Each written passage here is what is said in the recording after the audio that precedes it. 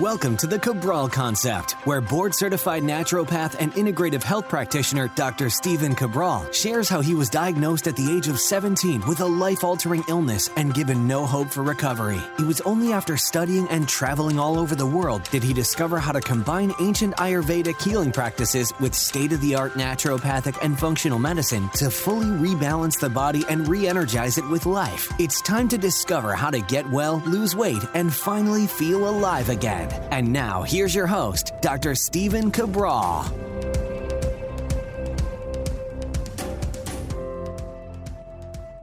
Welcome back, everyone. Brand new week here on the Cabral Concept. We're here today with our Mindset and Motivation Monday show, and I can't wait to get into today's topic, which to me is one of life's best kept secrets. It's also one of life's interesting paradoxes, and it seems to have quite an effect on most of the people that I know. So I want to share this show with you, really, I think, bring it to real world-based status. What does it mean to you? What could it mean for you to be able to achieve many more of your life's goals and desires and dreams? So one of the big issues, though, that prevents us from probably doing more or wanting to become more is just how busy we really are in life. And I totally get it, and I've been reflecting a little bit on this because as I look and I just say, I know what it would take for someone to improve their overall health or their body or their relationships or their level of happiness and really moving towards their potential. And I know that the plan that would need to be implemented, and I know that it wouldn't take a lot more work, but I also understand why sometimes people are reluctant to get started.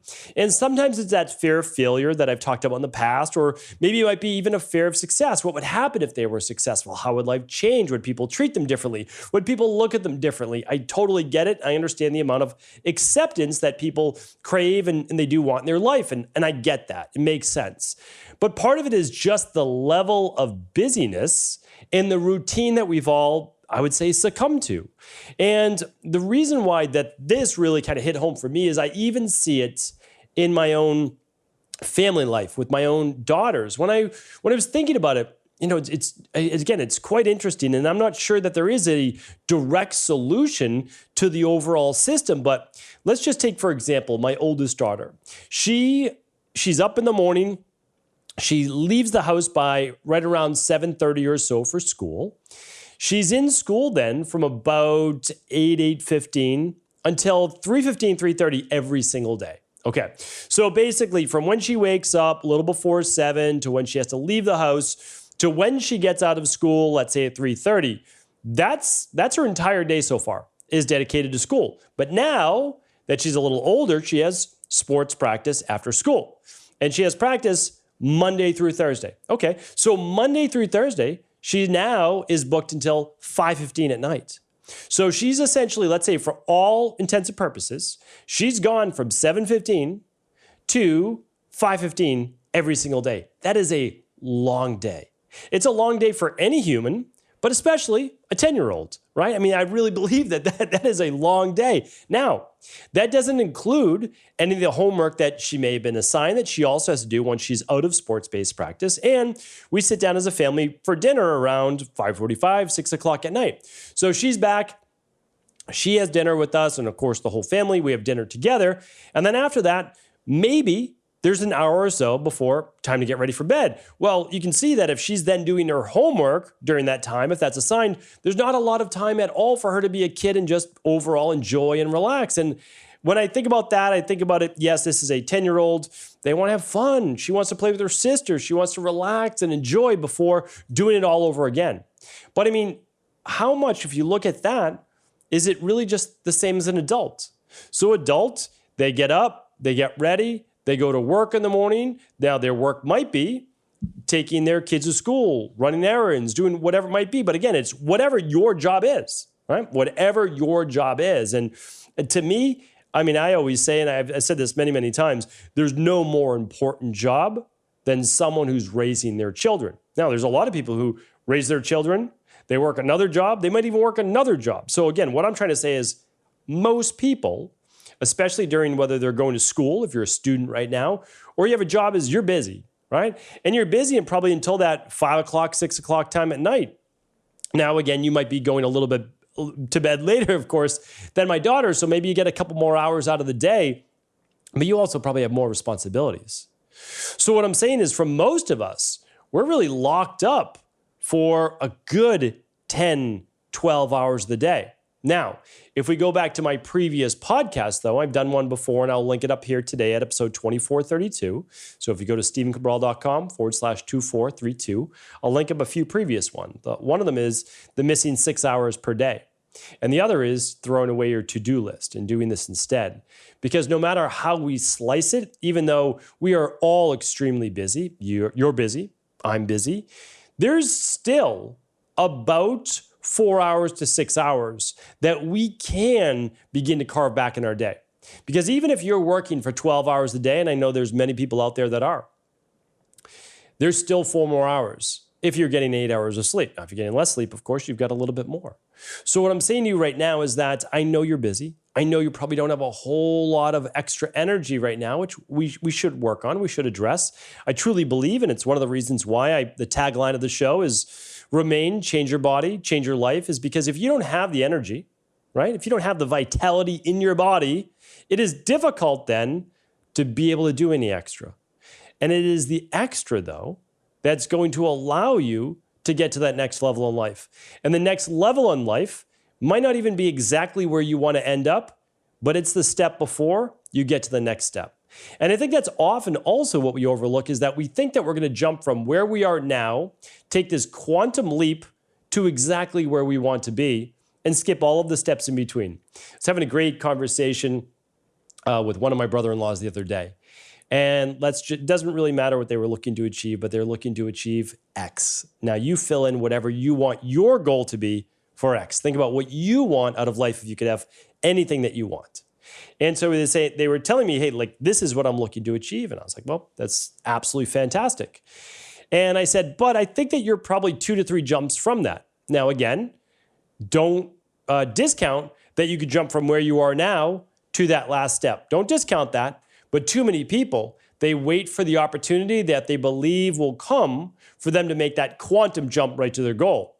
I said it may be easier and probably more realistic if you make the 3 jumps. Maybe it's only 2. And the reason is that you need to probably pick up some learnings along the way that'll enable you to get to that final destination.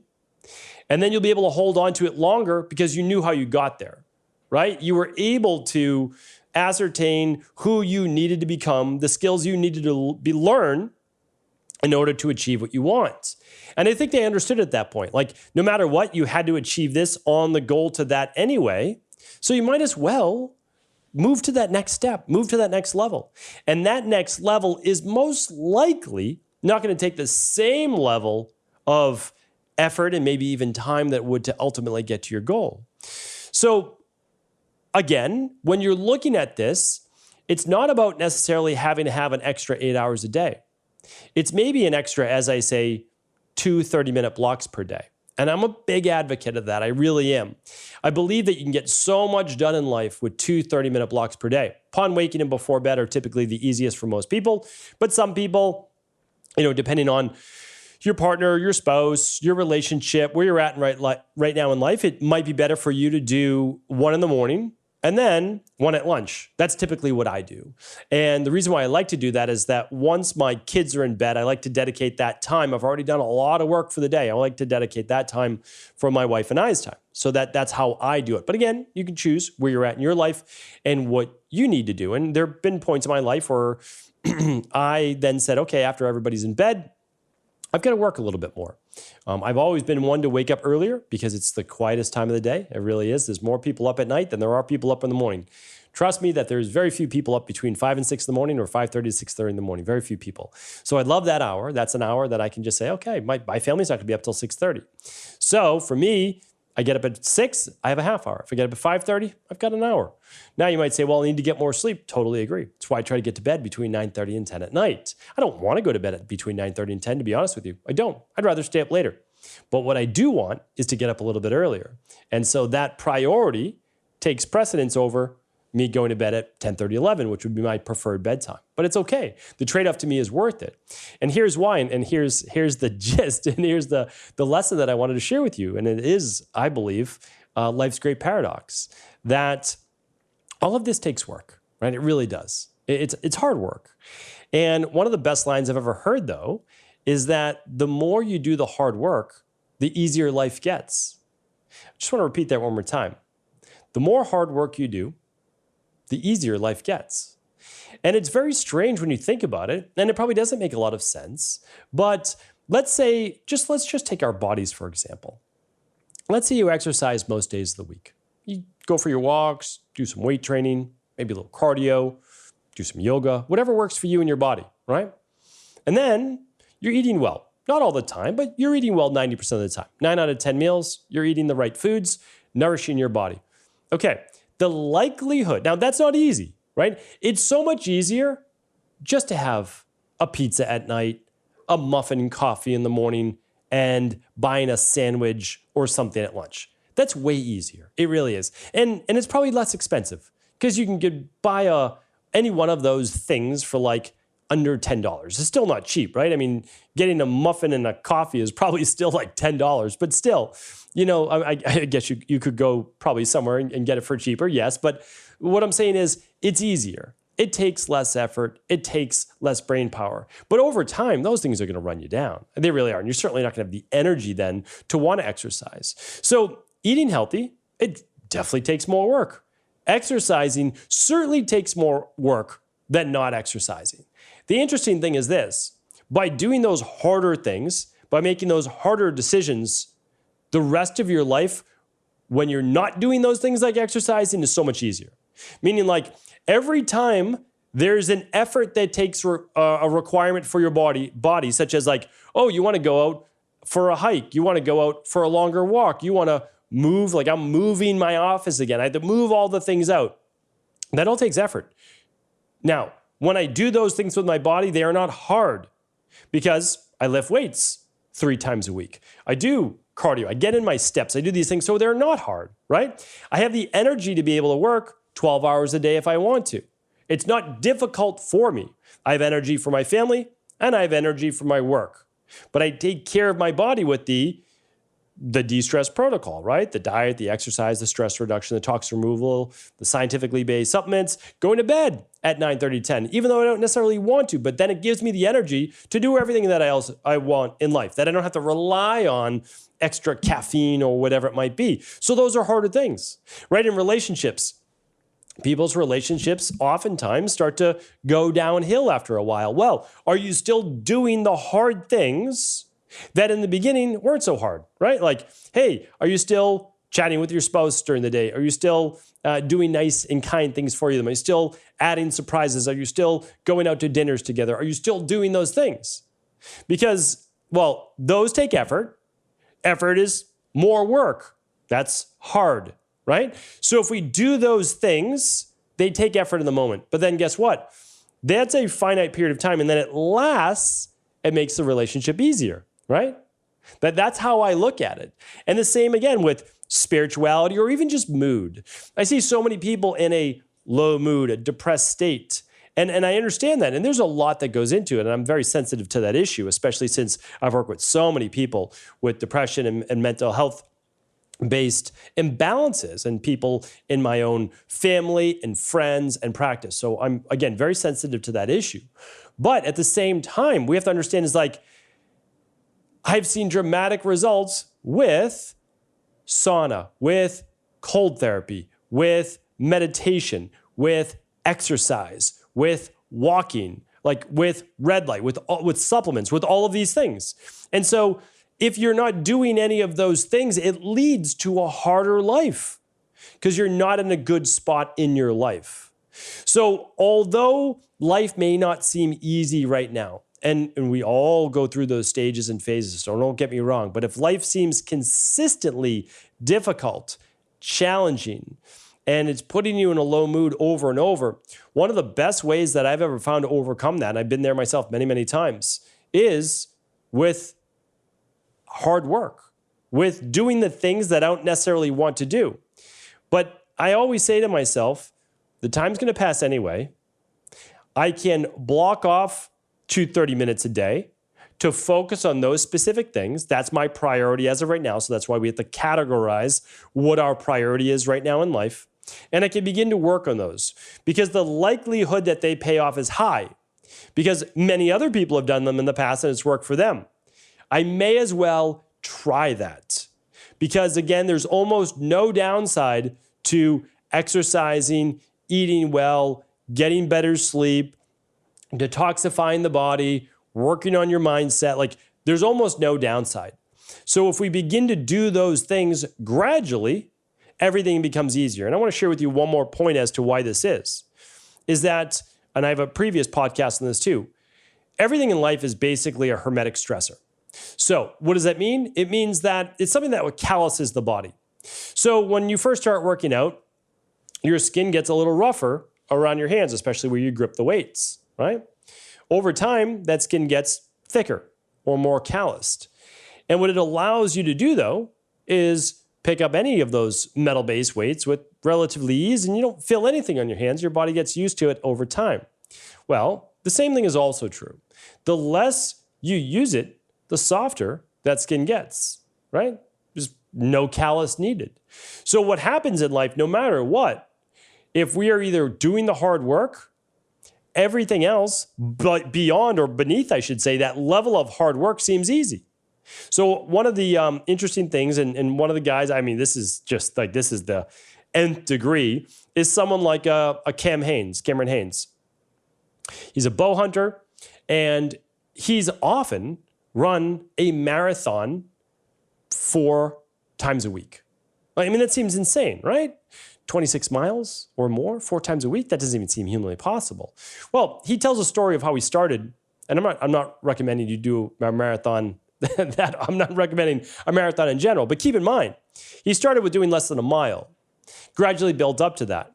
His body is now able to recover from and is used to doing a marathon even 2 days in a row. Most people, I mean, that would absolutely destroy their knees, their ankles, their lower back. I mean, it would be way too much. This is just an example. But when he stops doing that, and let's say he drops down to a 5K, 3.1 miles, his body will also get used to doing 3.1 miles. So I just ask you, what have you maybe dropped down to that your body is now used to? So when you think about doing anything above that, it seems really hard. So my goal is to actually do a lot of hard things. So then when I see the easy stuff, I'm like, it's easy, right? My kids go ask me to play. Yeah, no problem. Plenty of energy. You can go out there, go play with them, go play outside, hop in the pool, like whatever it might be. Yeah, I'm going to do that. Oh, my team's asked me to proof this one thing a little later at night. Okay, yeah, I can do that. Take me 10 minutes, no problem. Happy to do that. But only because I've set myself up in a way to be able to make certain challenges part of my growth-based process. Now, this may or may not be for you. I'm not saying that it is, but it's at least something to think about. Because if you find yourself in a hard spot in life, it may just require putting in a little bit more work where the perspective can then shift. Oh, I've already done the work. Wow, things are actually getting easier. I'm telling you right now, I believe it is one of life's best kept secrets and life's greatest paradox. Hopefully this was helpful. As always, if it was, please do feel free to share this show with anyone you believe it could serve. Before you go, I wanted to ask you this question. What if I could teach you in just a couple of hours how to transform your thyroid, hormones, adrenal, cholesterol, blood pressure, blood sugar, weight loss, energy, mood, brain, pregnancy, anti-aging, or many other health-related issues? After 20 years in private practice, after seeing and overseeing 250,000 client appointments, I sincerely feel I have the real-world data and have found the answer you've been searching for. So what I've done is spent hundreds of hours of my own time refining what you need to know in order to uncover your underlying root cause health issues and then begin to rebalance the body and bring it back to a state of robust health and wellness. I'm going to teach you exactly what I do in my private practice so you can understand how you got here and now what you need to do in order to heal. You'll receive all of the important success checklists, protocols, and even ways to customize it to make the program fit your busy life. And you'll get all of this at a fraction of the price. Let me save you the time, money, energy, stress, and frustration of not knowing what to do next. Instead of reading dozens of books on the topic and seeing multiple practitioners, I will condense everything that you need to know in just a few hours of video tutorials that you can watch and listen to anywhere. Together, we will make this healing process an enjoyable one that you can take with you for the rest of your life. I wish you all of the best of health and happiness, and I hope to be able to guide you on your healing journey through my Health Results Accelerators. Simply choose the health imbalance you're currently suffering from, and by the end of today, you'll know what went wrong and how to get well again. I guarantee it. For details, head over now to stephencabral.com/courses.